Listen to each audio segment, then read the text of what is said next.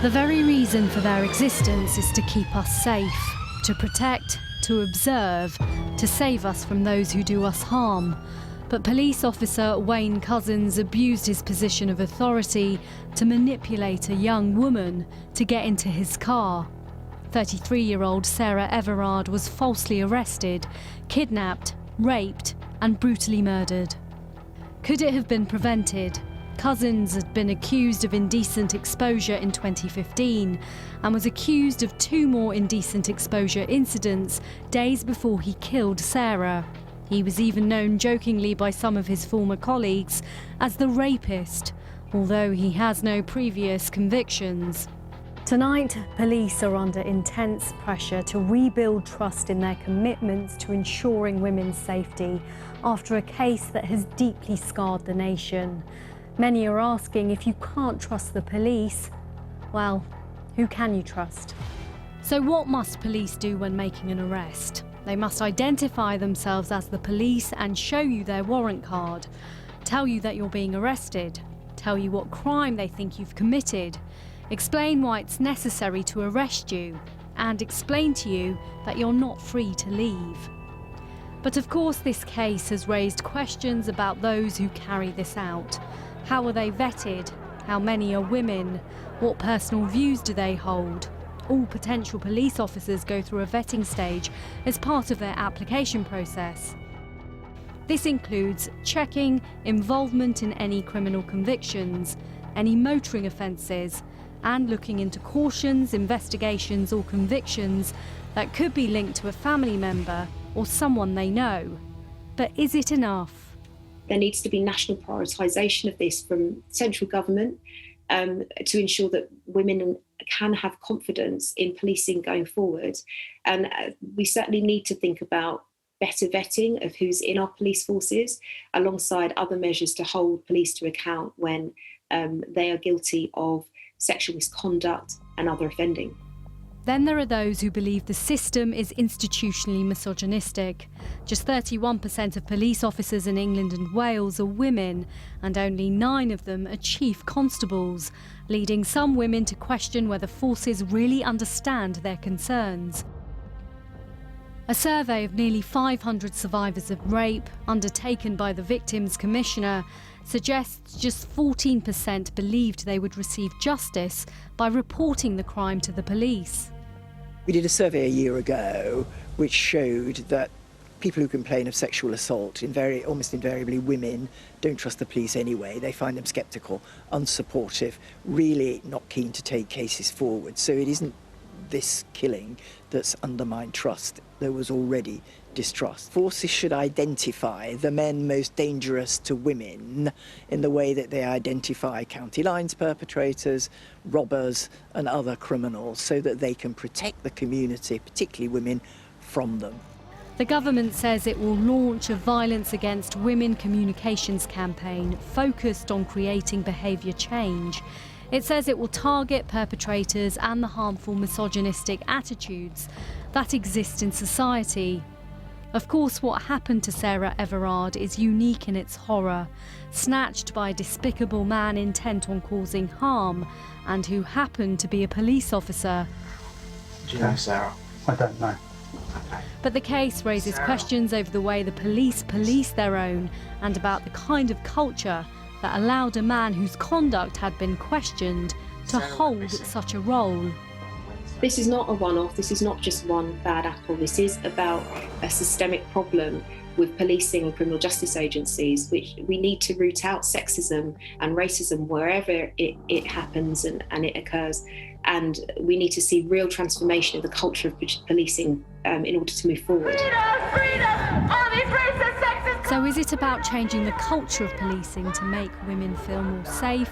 Or is the lack of trust emblematic of wider problems to do with education and attitudes that have arguably led to a monster killing a woman who was simply walking down a road one evening in London?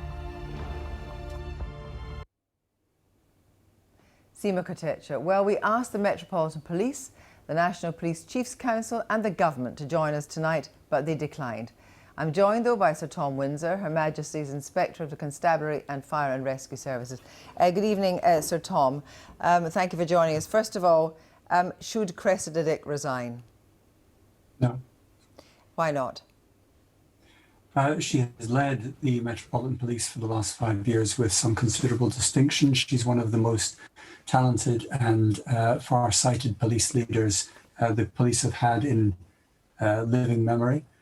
She is as appalled as any of us at the wickedness and evil of this crime committed by Couzens, and she is very well placed to provide the Metropolitan Police with the leadership and stability that it needs to reform its vetting practices, which have improved over time, and to take this problem and solve it. Improve vetting practices. I mean, the very fact that the vetting practices are so poor in the 21st century is something really to be taken incredibly seriously. Look, I want to ask you, you know that fellow officers called him a rapist. You know they had a reputation for drink. You know that he watched extreme pornography. Was that reported? And if it was reported, what was done about it? Those facts are yet to be established by the Independent Office of Police Conduct, who are carrying out an investigation. So what we have are assertions of that kind. I expect they will turn out to be true, but that remains to be established beyond any doubt.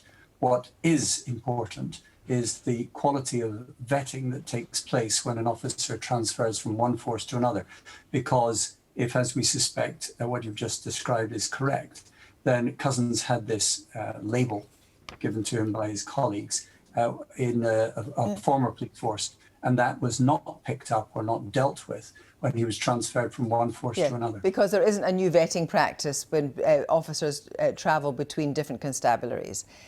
But let me just They do get revetted if they go into a new force and go into a specialist role like counter-terrorism or child protection. But generally officers who are working on the streets do not get re-vetted. Can I put to you something else? He was in two forces, Kent and then the Met, and there were reports that he was flashing women. And that was actually reported, we understand, in the weeks and months leading up to the terrible death of Sarah Everard. You know, there were officers who knew, and I wonder if you think there is an omerta still among police officers. Yes, I expect there is in some places to some extent, but not widespread. But we haven't investigated, we haven't inspected in relation to that. One of the things that I pointed out in my report in July this year, not that long ago, was a real concern about the competence and diligence of counter-corruption units, those which are supposed to deal with vetting and also to deal with reports or suspicions of behaviour which would disqualify or raise questions about suitability and fitness to be a police officer. And what I said then was I had real concerns about the resourcing, the capacity, capability and performance of counter-corruption units in police forces, not just the Met, just generally, whether they had detectives of the right seniority and quality and expertise, and whether or not they were sufficiently professionally curious and diligent in following up actionable intelligence in relation to characteristics about police officers. For example, a fondness for the use of force, a fondness for the exercise of power over their fellow citizens, racism, misogyny, and other characteristics that should disqualify them for a police officer. And once that report came out, about those units. Once that report came out, did you speak to Chief Constables? Did you speak to Cressida Dick about your report? Oh, I published my report on the 22nd of July. And did you speak to Cressida Dick? Have you had conversations with individual Chief Constables? Oh, yes. Well, I speak to Chief Constables all the time, and I speak to the Commissioner of the Met all the time. Not particularly about this, but you can be sure I will be, because I am concerned about these things, and I published them very recently. So Harriet Harman has said that failing to report an officer for an allegation of violence against women must be treated as gross misconduct leading to dismissal. Why isn't it now? it is an offence under police regulations already, failing to report suspicions or knowledge of misconduct or gross misconduct, which covers a very wide range of things. So the Code of Ethics and the Code of Conduct in relation to these things already exist. What really matters now is to what extent and in how many cases do police officers fail to comply with these codes of conduct in practice. Yeah. Finally, if a woman is approached by a plainclothes officer alone, what should she do? Well, it depends on the circumstances. Is the officer off duty? If the officer is off duty and he, let's assume it's a man, he observes the commission of an offence, then he will automatically put himself on duty because he had a duty, whether he's an obligation, whether he's on duty or not off duty, to deal with something if he sees it in the street. He should show, of course, his warrant card. But if he's off duty, he will have no equipment with him. He won't have a radio, he won't have protective equipment, he won't have anything like that. So if he makes an arrest, the very first thing he will do is he will call for backup. And within minutes, depending on where in the country it happens, a marked police car with uniformed officers will appear. What the person in question who suspects this may either not be a police officer or in some other respect has misgivings about it, what the person in question should do is, having looked at the warrant card, which could of course be faked, call the control room. Call the control room, call 999 and say, look, I'm being asked to cooperate with someone who says he's a police officer. I want to know, is this person a police officer? And if there are any real concerns that the person in question is going to be assaulted or abducted, then that 999 call will be treated as priority one and the police will come. So Tom, thank you very much indeed. So I'm joined now by Jess Phillips, Shadow Minister for Domestic Violence and Safeguarding, and Betsy Stanko, Professor of Criminology, who's been working alongside the Met for a number of years and is engaged in operations with the Met at the moment to improve attitudes and so forth to women and investigate violence against women. Jess Phillips, first of all, Cressida Dick has been in post for more than 4 years. He joined under her watch. Is her position untenable? Look, I don't think that the answer to this, especially as somebody sitting in the West Midlands, that is just the scalp of one police officer or that this is just one individual case. I think that Cressida Dick has got to very quickly, I have to say I was incredibly disappointed with her statements earlier, which didn't answer any questions that the public might actually have about, for example, the vetting procedures that you've just been discussing. And, you know, sort of sorrow, undoubtedly very heartfelt.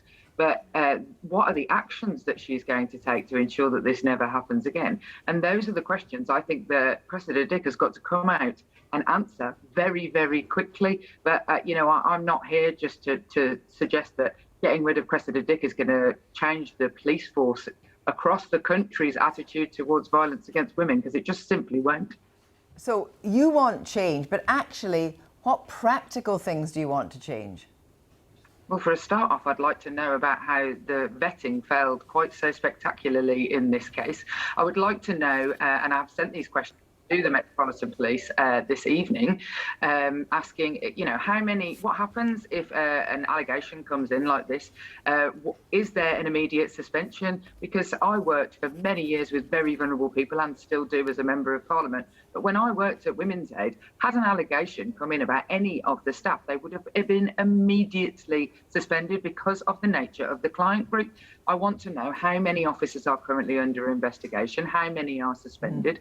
I want to know exactly what the policy is within not just the Metropolitan Police, but all police forces with regard to these cases, because I'm afraid to say, without these answers, me as an individual woman, let alone as a politician, I'm afraid to say trust is very badly damaged and it won't come back without proper public answers, action and scrutiny. Betsy Stanko, you have worked in the Met, but alongside the Met at the moment, actually looking at the culture, looking at the build-up of problems that operates in the Met among officers.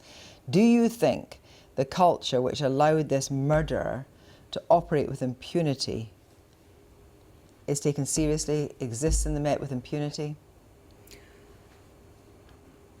I think what's really important at this point is to say there are some serious issues inside policing across the board, absolutely. And it is a legacy of misogyny and violence, and there are issues, absolutely, what Jess says, in terms of taking seriously allegations against police officers who are those who are committing these crimes. However, in the work that I'm doing now, which is not only with the Met, but the Operation Soteria Bluestone, which is the uplift of policing on rape and sexual assault, there are some really deep issues that are not just cultural. They are structural, they are resource.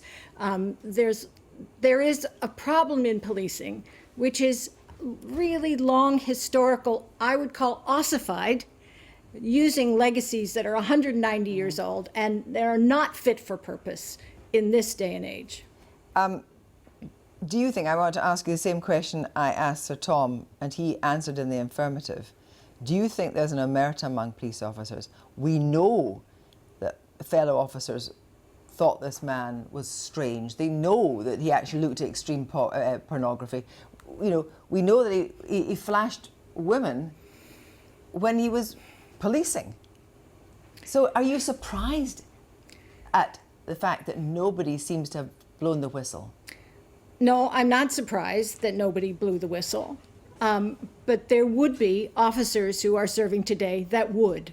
So that's the kind of thing that we need to grasp right now. We are not in ground zero. There are some very good officers that we need to work with to do a complete uplift, and I think it can be done. But the point is, we need to decide, and the challenge is to the Met and to Crest and to the whole of senior policing. You have to be transparent enough to be able to enable people like me and Jess to ask those questions and see what we're actually doing. And, you know, when I ask Jess Phillips, you know, should Cressida Dick stay? And, you know, and she says perfectly reasonably, you can't leave this at the door of one officer. But it's not an officer. It's a woman in a leadership role who should be commanding the culture, who should be leading the culture in her own force. I agree. And there are lots of issues. But I still don't think that the scalp of one person is going to do it. And I also, quite frankly, what the Met needs now is some stabilization. And I really do believe that. But boy, I would challenge the Met to open themselves up and to enable us to see and to work with them to do something differently, because we need to know why we're in this situation now. This has not happened yesterday. Yeah. This has been going on for a long time. And Jess Phillips, finally, this is not a women's problem. You know, someone else has got to sort this out. Do you think that a recruitment drive to put more women in police uniform and in non-uniform jobs in policing in England and Wales would help, would change culture? Look, I think undoubtedly that if there were more women in policing, that the culture would change slowly. But I think we've heard on various programmes today, for example, from Palm Sandu and also the old Chief Constable of Nottingham Police Force, two very senior police officers, women police officers, who both told of a terrible misogynistic culture, who both spoke of systematic change that is needed.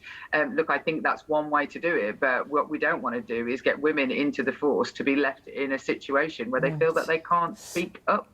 And fundamentally, the most important thing about this that matters is because without them getting their own house in order, we were not going to be able to tackle the violence against women and girls that, had it been properly listened to in the case of Wayne Couzens, maybe we wouldn't all be sitting here now.